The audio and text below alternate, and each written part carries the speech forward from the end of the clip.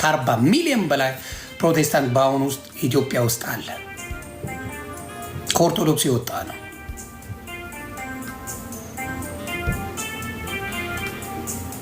ለምን? ክርስቶስን ያለ በሙሉ ሲገፉን ያየ ነው።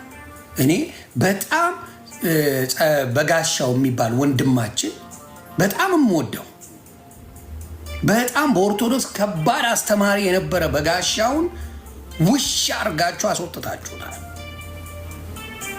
እንዳልክም ክርስቶስን ስለሰበከ ነው የተባረረው።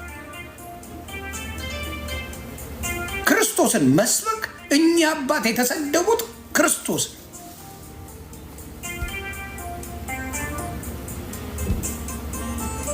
ምንድነው? ከክርስቶስ ጋር ጸብ ያለን ምንድነው ችግራችን? ኢየሱስ ሲባል የሚያመን ምንድነው? ኦርቶዶክስ ውስጥ ለምንድነው የሚያመን? ለምንድነው የምንሳቀቀው? በጌታ ስም በኢየሱስ ክርስቶስ ስም እንዴ! እውር ያበራው እኮ የኢየሱስ ስም ነው። ኢየሱስ እኮ ነው። 38 ዓመት ባልጋ የተኛውን እኮ ልትድን ትፈልጋለን። በቃ ሆስፒታል አትሄድ ምን አትሄድ ትፈልጋለህ? አዎ ብድግ 38 ዓመት ባልጋ ቁራኛውን የተኛው ተነስ። ምን መሆን ትፈልጋለህ? አይኔ እንዲበራልኝ ብርት የሞተ ሬሳን የ4 ቀን ሬሳ አላዛርን ሄዶ ተኝቷል እንጂ እኮ አንቀላፋ እንጂ እኮ አልሞተም ነው ያለው ክርስቶስ። ይሄ ስም ነው ያለው እኮ የሚያድነው ስም ነው ያለው። የሌሎቹን ታምራት ንገረኝ አንተ። በክርስቶስ ስም እማድን ጳውሎስ ምንድን ነው ያለው? የክርስቶስ ስም ነው የሚያድነው።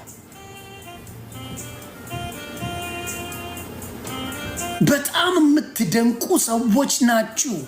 ማጭበርበሪያ መንገዳችሁ ነው።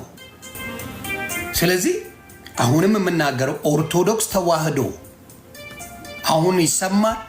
አዳኝ ብቻውን የሚያድን ኢየሱስ ክርስቶስ ነው። አጋዥ ገናዥ የማይፈልግ የኔ ጌታ ነው።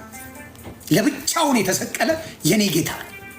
ከወንበዴዎች ጋር ተሰቅሎ የኔን ህይወት ያዳነው ኢየሱስ ይባላል።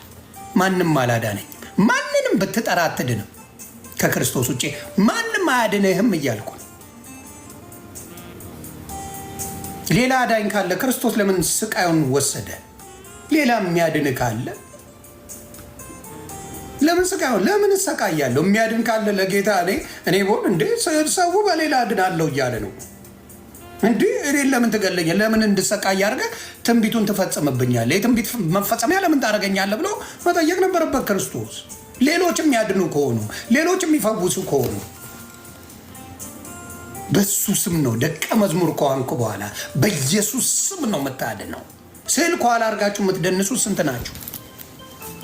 ስንት ናችሁ? ስዕሉ ኃይል ቢኖረው ኖሮ ያስተምራችሁ ነበር፣ በረከት ይሰጣችሁ ነበር፣ በቤታችሁ በረከት ይገባ ነበር።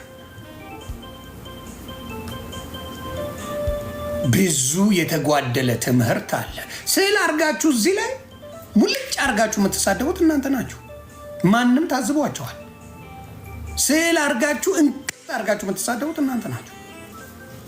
ኦርቶዶክስ የክርስቶስ ቤት ናት። የኦርቶዶክስ ቤት የተመሰረተው በክርስቶስ ደም ነው። በክርስቶስ ደምና ስጋ ነው። ክርስቶስን ቤት መነገጃ ያደረጋችሁት እናንተ ናችሁ። ቄስ ተብዬ አጭበርባሪዎች። ሀቅ ግን እግዚአብሔር አወጣ። በአቡነ ገብርኤል ምክንያት አቆጣ። በአቡነ ገብርኤል ምክንያት ወጣ። ጴንጤዎች አይደለም የመጡ በዚህ ጉዳይ። ጴንጤዎችማ ለፍልፈው ደክሟቸው ትተውታል። ሀቅን ያወጣው ከኦርቶዶክስ ቤት ከራሳችን ቤት ሀያል እግዚአብሔር ሰው አስነሳ።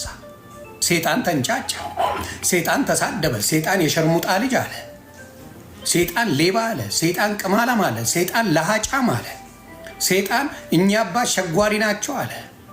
ሴጣን ብዙ ስም ሰጣቸው። ለማ ኢየሱስ ተተፍቶበታል፣ ተሰድቧል፣ ተረግሟል፣ ተደብድቧል፣ ተሰቅሏል። ስለዚህ ይሄንን ነው በደንብ አድርጋችሁ ኢየሱስን ስበኩ። ይሄንን ነው የምናገረው።